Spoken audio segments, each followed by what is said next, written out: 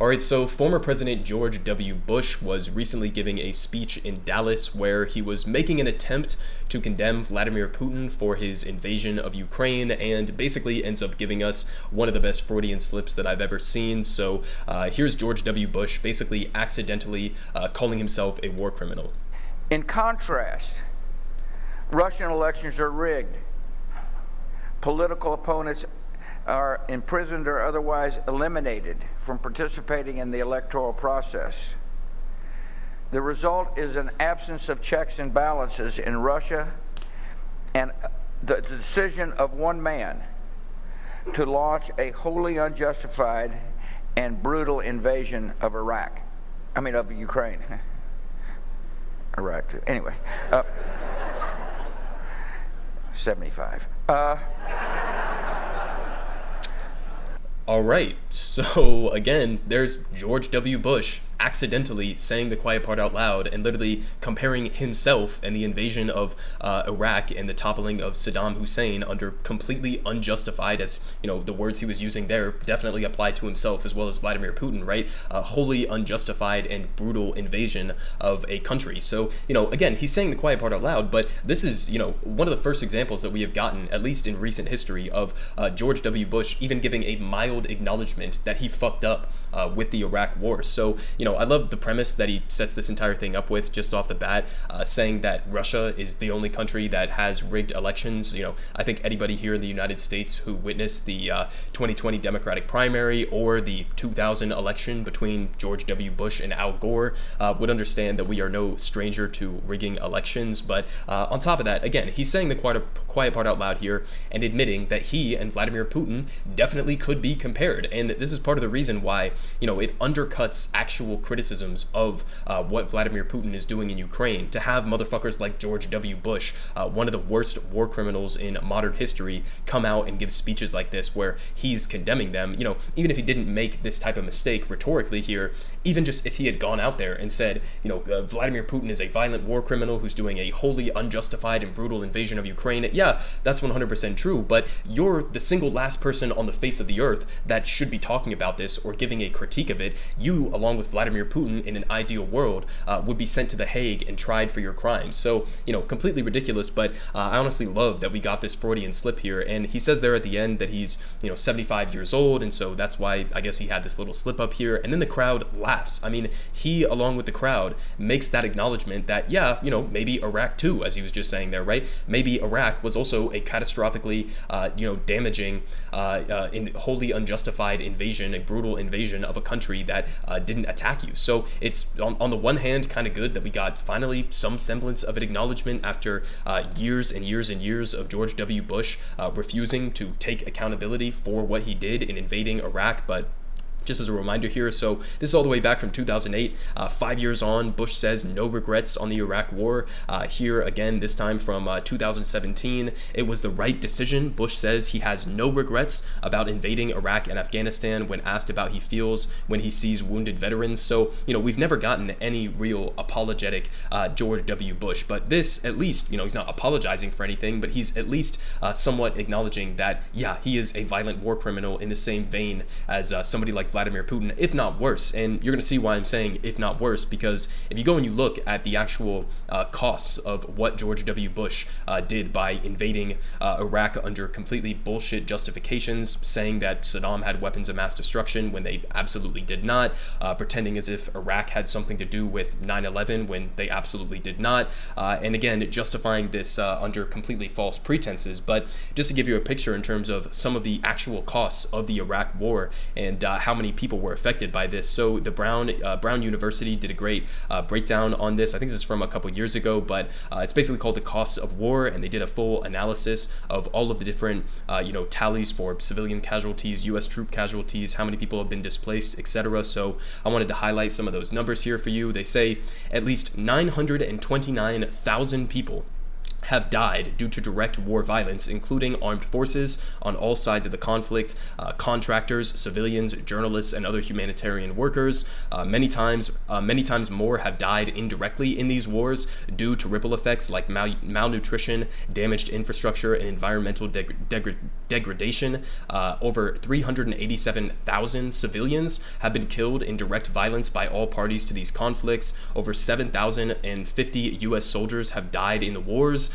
They say we do not know the full extent of how many U.S. service members returning from these wars became injured or ill while they were deployed. Over 38 million people have been displaced by the post-9/11 wars in Afghanistan, Pakistan, Iraq, Syria, Libya, Yemen, Somalia, and the Philippines. 38 million people. The U.S. government is conducting counter-terror activities in 85 countries, vastly expanding this war across the globe. The post-9/11 wars have contributed significantly to climate change as well. The Defense Department is one of the world's top greenhouse gas emitters, and the Defense Department, the U.S. military alone, is more responsible for CO2 emissions than like a vast majority of countries on Earth. So, that's also one of the side effects of something like this. But they continue saying the wars have been accompanied by erosions in civil liberties and human rights at home and abroad, with things like the Patriot Act, for example, and mass surveillance of Americans. They continue finally saying the cost of the post-9/11 wars in Iraq, Afghanistan, Pakistan, Syria, and elsewhere totals about $8 trillion, and they say this does not include future interest costs on borrowing for the wars. So, think about how often we have corrupt politicians like Joe Manchin or Kyrsten Sinema or any other deficit hawks, basically the entire Republican Party as well, who constantly hyperventilate about government spending and how inefficient it is. And, we don't know where all of this money that's going into these social programs is really going to end up. And, we can't afford to invest in the American people here domestically. So, they always complain about all of these different things while simultaneously being completely silent on an $8 trillion minimum expenditure on a completely unjustified war. And again, it's not even just about the money here. It's also obviously about the civilian casualties and the hundreds of thousands, if not millions of people whose lives have either ended or been completely disrupted as a result of this invasion led by George W. Bush. But it also is about the costs in some ways, because that was part of the reason why this war was done in the first place. So here again from Brown University, they say corporate beneficiaries of the post-9/11 Pentagon spending surge. So they say Pentagon spending has totaled over $14 trillion since the start of the war in Afghanistan, with 1/3 to 1/2 of the total going to military contractors. And they say a large portion of these contracts, 1/4 to 1/3 of all Pentagon contracts in recent years, have gone to just 5 major corporations. And those are Lockheed Martin, Boeing, General Dynamics, Raytheon, and Northrop Grumman. Just a little connecting here. Raytheon is the corporation where Biden's current Pentagon chief, Lloyd Austin, just was sitting on the board before he became the Pentagon chief and got roughly $1 million payout for that position that he was in. And now obviously this cycle of the military industrial complex continuing to get record levels of funding right now continues with this type of corruption. But they continue saying the $75 billion in Pentagon contracts received by Lockheed Martin in fiscal year 2020 is well over 1.5 times the entire budget for the State Department and Agency for International Development for that year, which totaled $44 billion. Completely ridiculous. But again, you see the priorities of where exactly the U.S. government is, shoveling our taxpayer dollars. But they continue saying weapons makers have spent $2.5 billion on lobbying over the past 2 decades. Seems like they got a pretty good return on investment there, employing on average over 700 lobbyists per year over the past 5 years. And that is more than 1 for every member of Congress. So again, you see exactly how the military-industrial complex works as a self-fulfilling prophecy, where these private corporations are able to profit directly from war.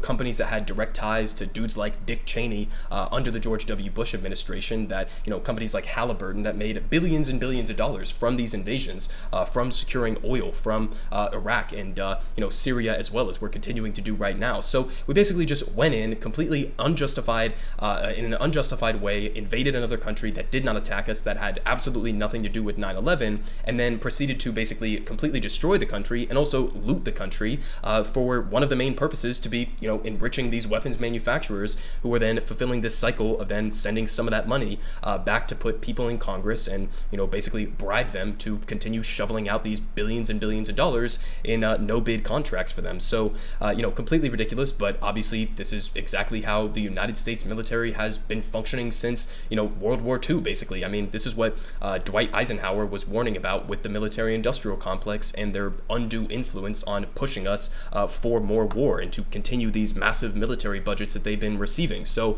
those are the consequences. You have casualties in the hundreds of thousands, if not millions. You have weapons manufacturers who have made billions and billions, if not trillions of dollars from these wars. And, what did we get out of it? We got absolutely nothing because, again, it was based entirely on faulty premises. It was based on lies that were pushed by the Bush administration. So, again, if anything, these people should be behind bars in jail, but, they're obviously not. And, in fact, as pointed out here by David Serrata, a lot of these motherfuckers, including George Bush himself, have been granted the ability to basically whitewash their past and become, compared to Trump, basically, as the, glorious former Republicans who were stand-up people and who represented freedom and democracy and all this other bullshit. So, as pointed out here by David Serrata, he says, George W. Bush is laughing in this clip because he knows he and every other Iraq war supporter were rewarded with riches and big media jobs for their work killing 1 million people rather than being held accountable and shunned. And he's 100% right. And it's not just George W. Bush being able to go and,